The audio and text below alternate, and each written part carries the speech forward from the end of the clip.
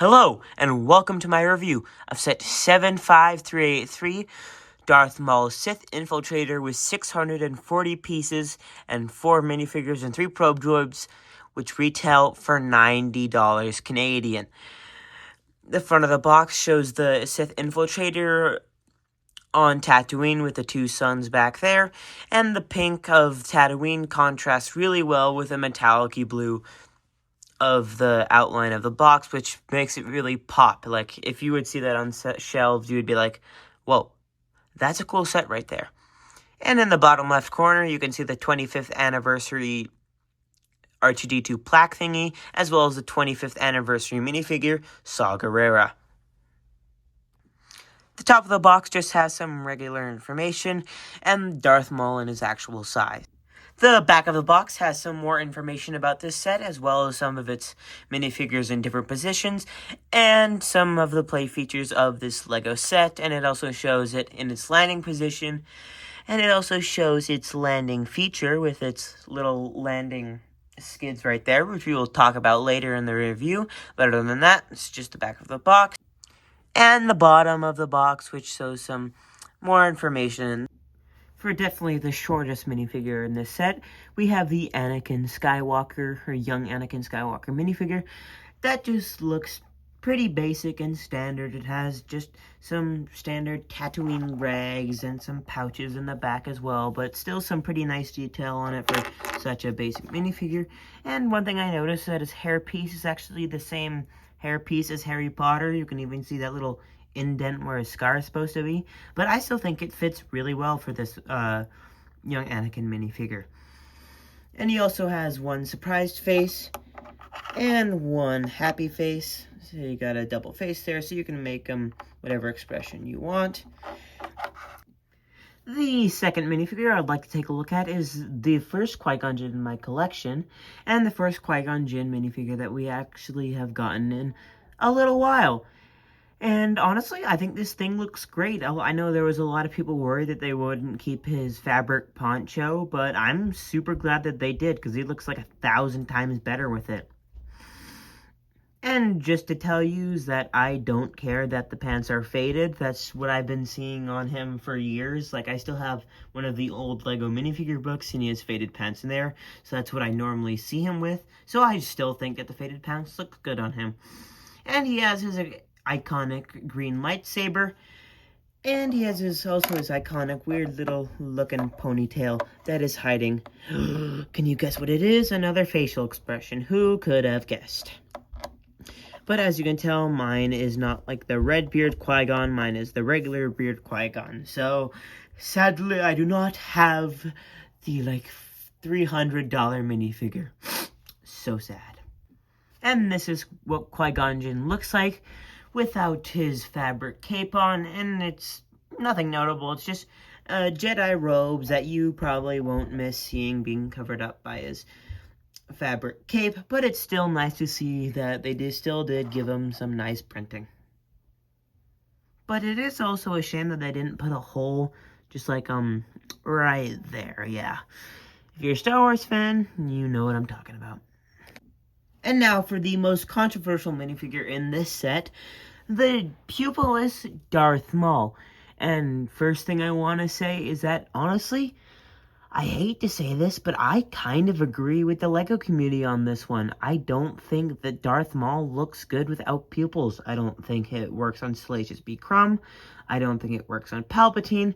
And I don't think it works on Darth Maul right here. But looking past that, his face print is nice, that it always has been, and also that piece for his horns that they've been using for years still looks great on him, and I'm still surprised that they were able to capture every little horn on there. It just looks amazing. And he just has his regular Sith robes that go from his torso down to his toes. Actually, don't really see the toes. There are the toes right there. And it also continues on the back a little bit. And of course, Darth Maul is wielding his iconic double lightsaber that he has in the Phantom Menace that I'm pretty sure everyone, lost their minds over. I mean, I wasn't alive in 1999. But I'm assuming people went crazy for it. And also, if you do want to make it a little more accurate, you can just pop the legs off, and boom, you have a movie-accurate Darth Maul. And for probably the main reason everyone bought this set is the Saw Gerrera minifigure.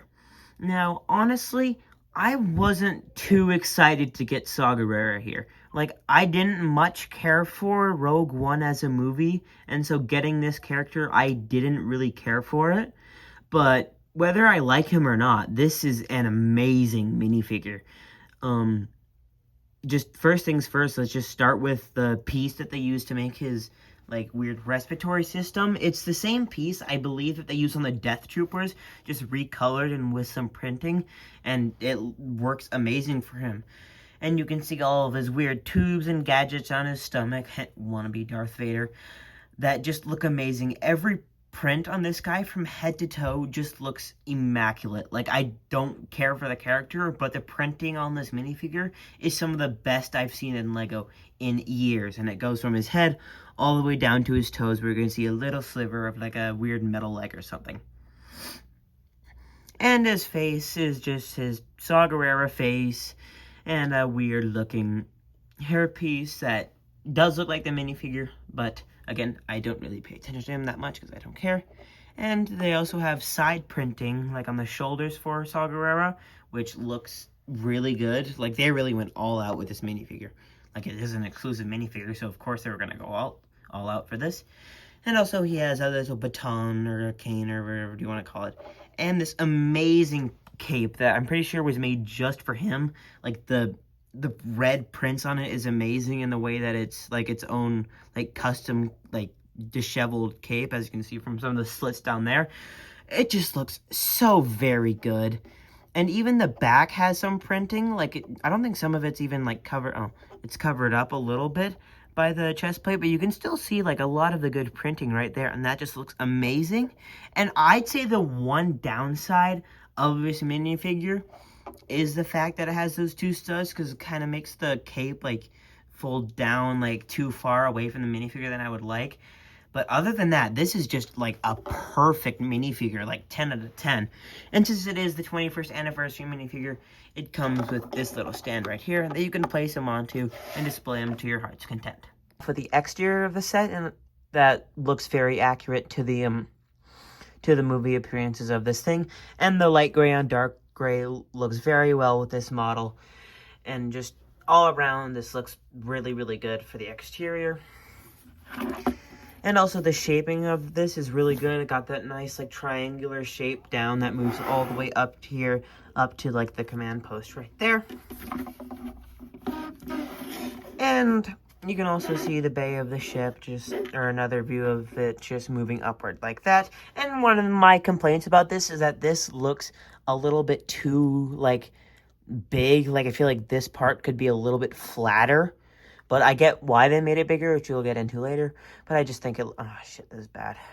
Starting with the exterior of the set, I would first like to say that the dark gray on light gray that they did with this looks really movie accurate, and also just looks very, very good for this set.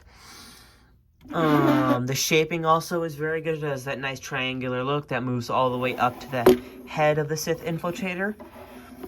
And just all the shaping of it looks really good as it like kind of enlarges, and then it has a small shrink right there. And also around here you can see more of the greebling detail that is repeated on both sides of the ship, and it just looks overall really good.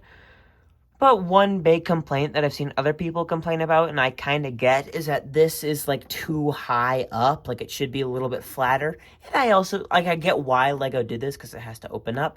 But I still think it should have been a little bit flatter, and I do agree with people on that. But anyways, moving on to the wings, or like kind of the wings, I don't know. They each fold up like this. Pretty simple. You move the landing gear up, and you can hold it from the back here, and you're ready to fly along. But I'm going to put it back in its landing position to continue this review. Around the back of the ship, it's a lot more circular than the more triangular ways of the front of the ship, but it still looks very, very sleek. You can see that there's some nice studless detail, like, all the way around here. Like, there's, like, only a few exposed studs around here, and I just think that looks great. Like, I still like exposed studs, but just the nice tallied off look of, like, here and around the cockpit area just looks really great. And these can also open up, but we won't get into that just yet. And now for another controversial part, the only printed part in this set. And now you're thinking, how could this be controversial? Well, it's because the gray doesn't quite match this gray right here. Again, I don't really care about that, but other people do, because, like, I don't know why. It's the top of it, you're barely gonna see it. Plus, like, if you look at it from a distance, you'll barely be able to notice it, and it's just kind of weird that people complain about that. But over here you can get a nice better look of the wings, and it also uses a roller skate piece right there for some extra detail. And again, there's still some studs here, but most of it is toweled off, which is also looks really, really good, and it's also repeated on this side as well. And now for really the only interior part of the set, the cockpit.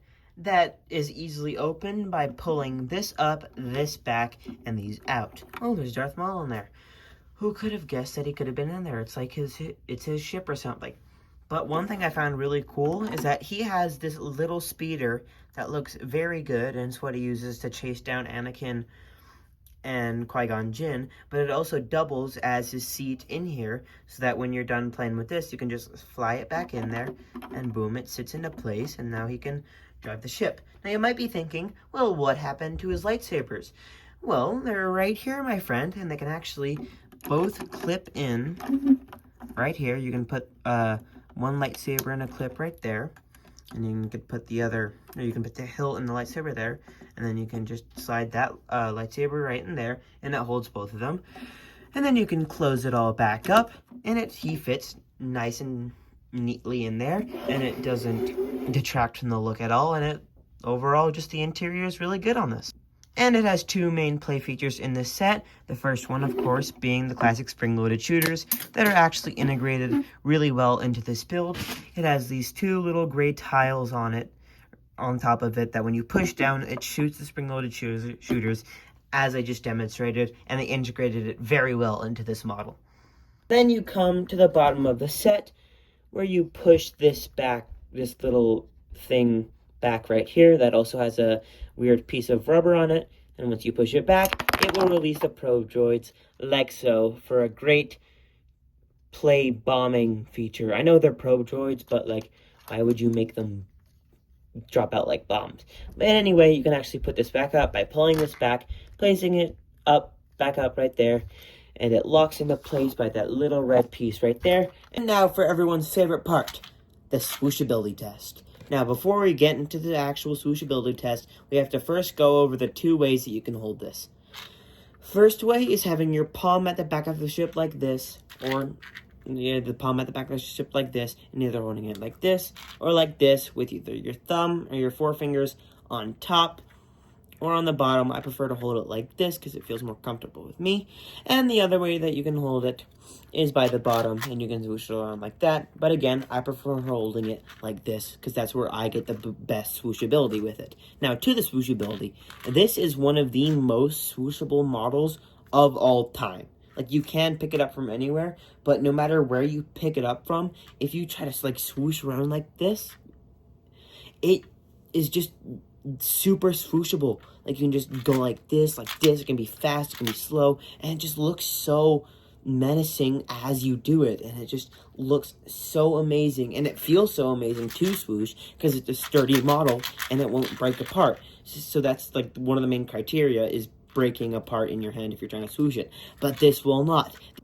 And now for my lasting thoughts on this Lego set. First things first, we will start off with the minifigures. They're pretty good.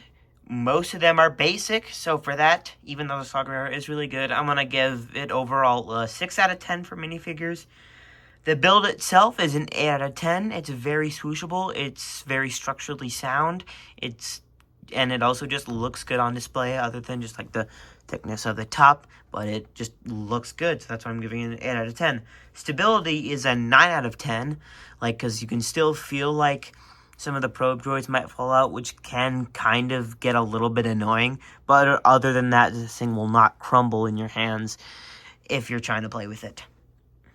And of course, the swooshability is a 10 out of 10. Again, it is one of the most swooshable models I have ever owned, again, and personally swooshed. Like, if you buy this for a kid and you see them swooshing around with it, you'll wish that you are too, because it's just that good of a swooshable model. And for my overall, I will give this a 7 out of 10. Based on the price of $90 Canadian, it is definitely not worth that. This is at least worth $60 or $50. So definitely wait for it to go on sale. But if you don't want this set, then don't buy it, because you won't miss it. Like, you won't care that you won't get it. It's not everyone's cup of tea. But if you do buy it, I think you'll enjoy it. Like, it's kind of a hit or miss with some people. This was personally a hit for me. I really like this set. But if you bought it and you didn't like it, well, then that kind of sucks. So take your gamble with this set if you want to, but I would recommend waiting for it to go on sale and just giving it some extra thought. Thank you for watching and have a good day.